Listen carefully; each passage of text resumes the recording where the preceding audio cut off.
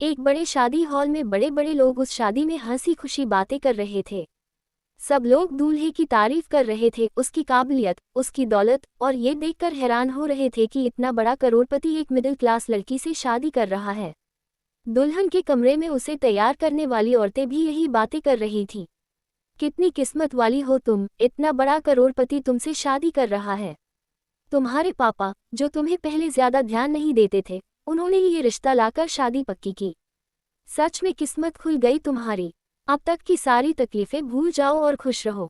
लेकिन सिया के दिमाग में कुछ और ही चल रहा था। जिस पापा को मैं पसंद भी नहीं हूँ, उन्होंने अचानक ये रिश्ता लाकर मुझसे पूछे बिना शादी फिक्स कर दी। 3 दिन पहले आकर बोले तुम्हारी शादी 3 दिन में है। इतनी जल्दी क्यों? क्या मुझसे छुटकारा पाना चाहते हैं? या लोग ताना मार रहे थे कि शादी लायक बेटी घर में बैठी है? या फिर सच में पापा मेरे लिए सोच रहे हैं? फिर उसने मन ही मन ठान लिया, जो भी हो, मैं पापा को दुख नहीं दूंगी। उनके लिए ये शादी कर लूंगी। इतना सोचकर वह हल्की सी मुस्कान के साथ सबकी तरफ देखने लगी। दूल्हे के कमरे में उसके दोस्त बोले, क्या यार, इतनी जल्दी शादी कर रहे हो? 3 दिन पहले बुलाया और अब शादी? हुआ क्या? आरव चिढ़कर बोला, यार, ये सब बाद में बताऊंगा, पहले ये रस्में कब खत्म होंगी जाकर देखो। उसका एक दोस्त हंसते हुए बोला, लगता है शादी की जल्दी है। आरव गुस्से से बोला, एक शब्द और बोला तो यही चुप करा दूंगा, चल भाग। इतने में पंडित जी ने कहा, दुल्हन को मंडप में लाओ।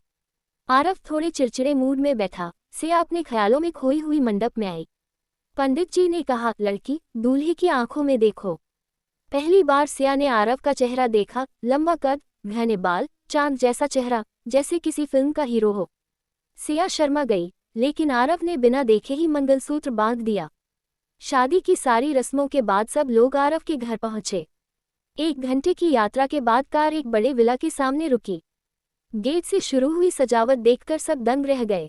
जैसे ही सिया घर में कदम रखने वाली थी, एक लड़की आई। भैया, रुकिए।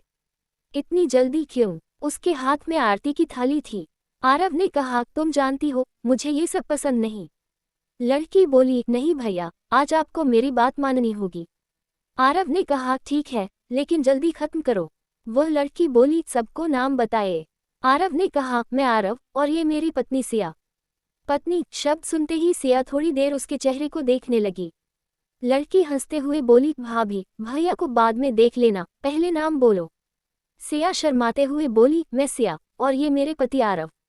नाम बताने के बाद आरव जल्दी से ऊपर अपने कमरे में चला गया।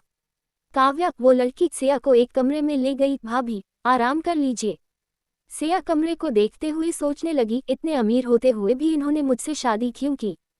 थोड़ी देर बाद काव्या एक ड्रेस लेकर आई। भाभी, ये पहन लीजिए।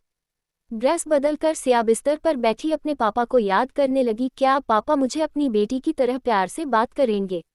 आखिर उन्होंने ही तो ये रिश्ता करवाया है।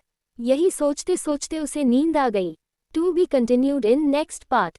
Please like and subscribe.